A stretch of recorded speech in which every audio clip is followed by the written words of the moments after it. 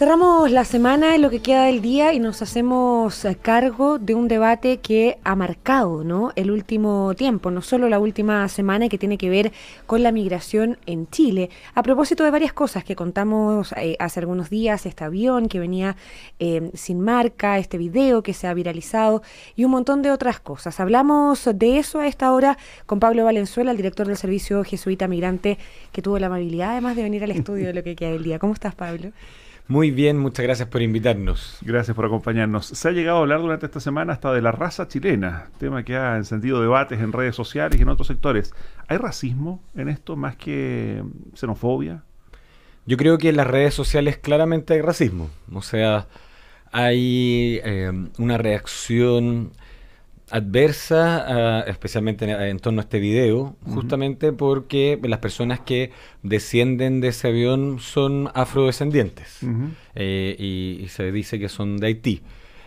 Y yo creo que eso hay que decirlo y denunciarlo con todas sus letras. Hay racismo en las redes sociales, como también ha habido una buena proporción de gente que ha salido también en la defensa de esto, ¿no? O sea, en también acusar esta migración, y hoy día hubo un hashtag también ahí, todos somos migrantes, que anduvo circulando con harto apoyo. Entonces, yo creo que justamente nos habla del momento que estamos viendo como país, ¿no? Ahora, Pablo, es cierto, hay mucho prejuicio, probablemente desconocimiento en esta discusión, y esta semana tengo la sensación se ha notado muchísimo, pero también hay varias preguntas sin respuesta y que justo que las personas que se las hacen puedan contestarlas, ¿no? Y que tiene que ver, por ejemplo, a propósito de este avión, ¿quién pagaba este charter? ¿Quién paga este charter? ¿En qué condición entran estos ciudadanos que llegan a Chile en este tipo de aviones? Es necesario decir que para entrar a Chile no necesitas visa de turista. Eso es lo primero, ¿no? Y las personas que están ilegales en Chile es porque han vulnerado básicamente el plazo de estadía como turista en nuestro país, ¿no?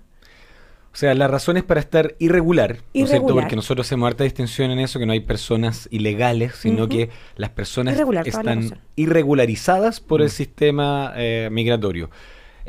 Es por dos razones, por lo que tú dices, ¿no es cierto?, que es cuando se supera la estadía del permiso con el que cuentan, del visado que cuentan. Que son 90 días. ¿No es cierto? Claro, en el caso del visado de turismo, y también cuando ingresan por un paso no habilitado. Ingresan clandestinamente. Exactamente. Ambas cosas no suceden en este avión. ¿Por qué? Porque las personas recién están entrando, están en la loza, ni siquiera han hecho el trámite de frontera, y están entrando por un paso habilitado del aeropuerto de Santiago.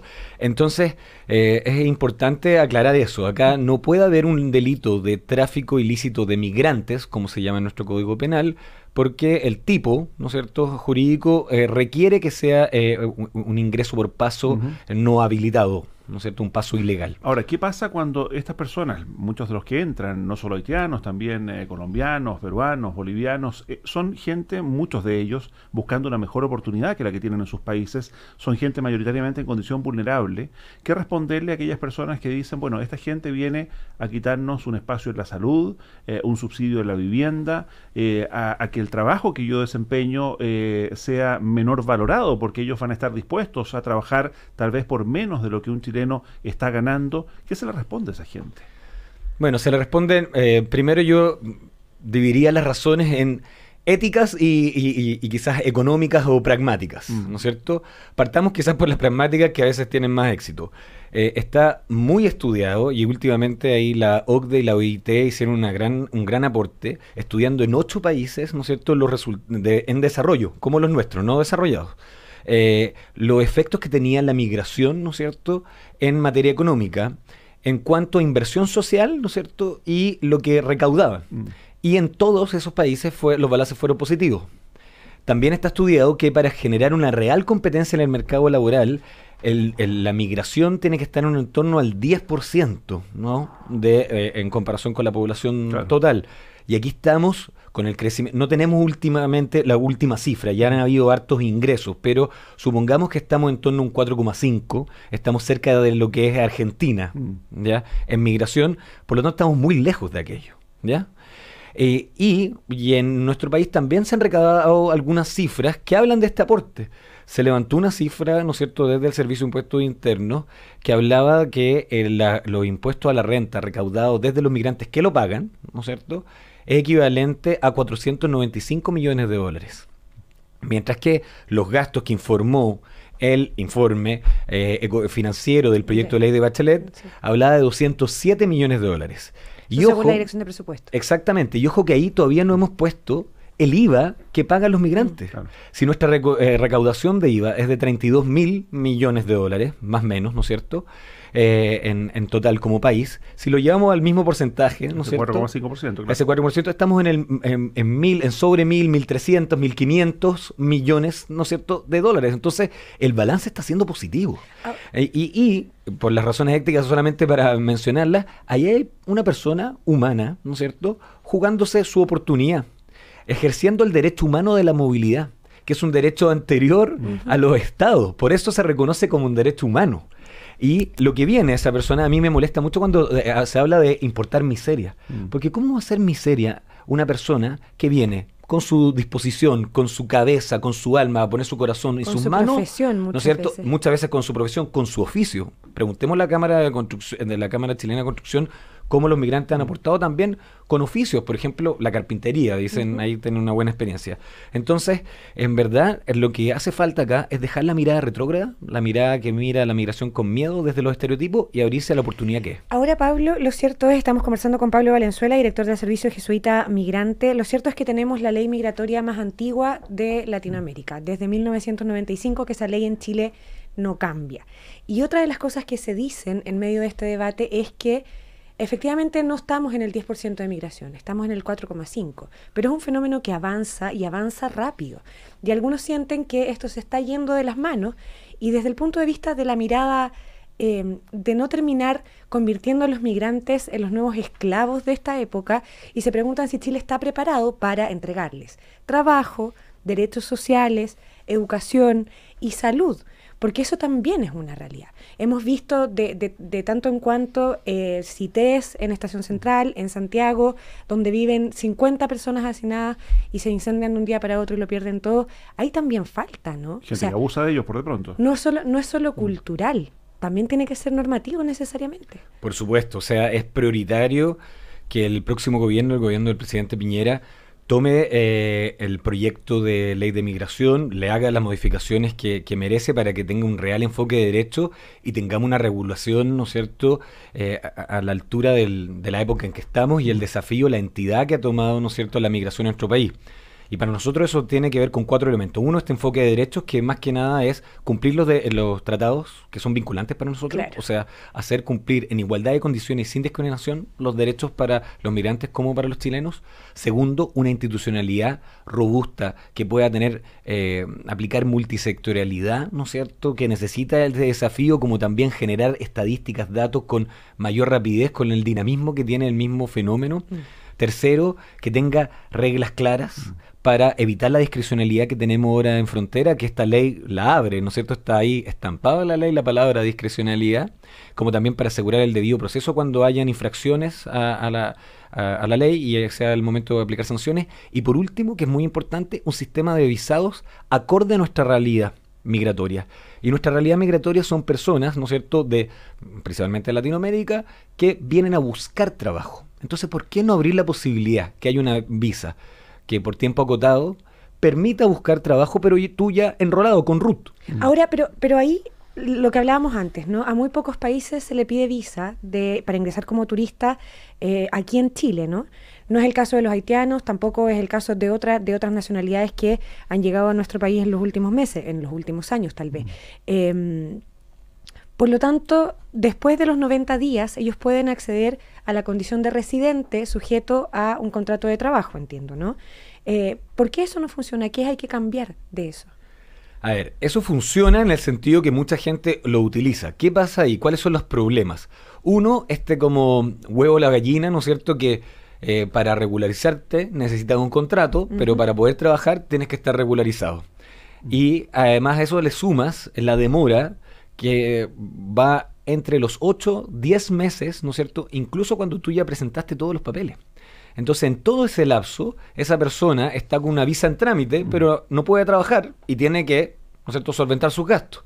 Y ahí se vuelve mucho más vulnerable para los abusos laborales y también eso produce cierta odiosidad a los chilenos. ¿Por qué? Porque ahí es cuando una empresa puede contratarlo, ¿no es cierto?, pero menos sueldo. Porque, oye, tú no tienes tus documentos, No tienes estoy papel. haciendo casi un favor, ¿no es cierto? Bajo el mínimo incluso. Y eso, exactamente ahí empieza la competencia desleal con los chilenos. Y lo mismo pasa en políticas públicas, porque al tener, ¿no es cierto?, esta situación irregular, por ejemplo, la Junji, y de una forma, con buenas intenciones de darles como una super vulnerabilidad a estas familias para que pudieran ingresarlos en su jardín, ya que no son titulares de registro social de hogares. Pero sin embargo eso ha hecho que se llenen algunos jardines solamente de personas migrantes. Y eso tampoco es positivo. Entonces, justamente esto es un fenómeno que es sistémico. Y la política pública produce esta irregularidad estructural, y esta irregularidad estructural ayuda a que se creen estas competencias, ¿no es cierto?, desleales. En medio de esta situación hemos comentado ya un par de veces el tema de los abusos hacia los migrantes. Ustedes en el Servicio Jesuita Migrantes son testigos también de cómo muchos de ellos llegan víctimas de estos abusos. ¿Qué hacer en estos casos? Porque allí, ¿qué legislación se aplica a quien contrata por menos del mínimo, a quien los tiene viviendo, arrendándoles piezas en condiciones de hacinamiento? ¿Qué pasa en ese caso? ¿Falta más normativa también o hay normativa que no se aplica? Hay combinación de cosas. Por ejemplo, en lo laboral, la relación contractual, la relación laboral contractual existe a pesar de que no esté escriturado, ¿no es cierto?, el contrato. Y por lo tanto, nosotros vemos también muchas veces que los empleadores también son sancionados cuando son personas contratadas y que los migrantes pueden exigir sus derechos laborales a pesar de aquello. ¿Te fijas? O sea, ahí existe la relación laboral y los migrantes pueden exigir sus derechos. Obviamente que sería ideal más fiscalización, pero el volumen que tiene la migración no es por ahí la solución, sino que permitir que haya un visado, ¿no es cierto?, que dé inmediatamente este RUT y que las personas puedan regularizadamente buscar trabajo. Segundo, en el tema de vivienda, ahí sí falta legislación. O sea, faltan programas especiales que puedan aumentar la oferta de vivienda en arriendo, pero un arriendo protegido. Este es un problema no solamente para los migrantes. El déficit cualitativo de vivienda en Chile es 1.200.000 unidades. O sea, claro, hay 1.200.000 unidades que no tienen buena condición de habitabilidad. Y donde pueden acceder a viviendas son en lugares donde el suelo es mucho más barato, que generalmente son las periferias de la ciudad, que es lo que quiere un poco combatir el alcalde Jadwe con esta inmobiliaria popular en Recoleta. El alcalde Jadwe y otros municipios. Nosotros como Servicio Jesuita Migrante estamos trabajando junto a la Municipalidad de Santiago y la Municipalidad de Renca en proyectos de vivienda intercultural, o sea, proyectos que ya están avanzando. De hecho, el de Santiago tiene la admisibilidad del MINBU, proyectos de vivienda donde van a vivir conjuntamente chilenos, ¿no es cierto?, inmigrantes, tratando de también reforzar el tema de la convivencia, porque de ese Chile tenemos que hablar, tenemos que darnos cuenta que este Chile va a ser multicultural. Ya era multicultural con los pueblos originarios, pero ahora se agrega este otro desafío de multiculturalidad.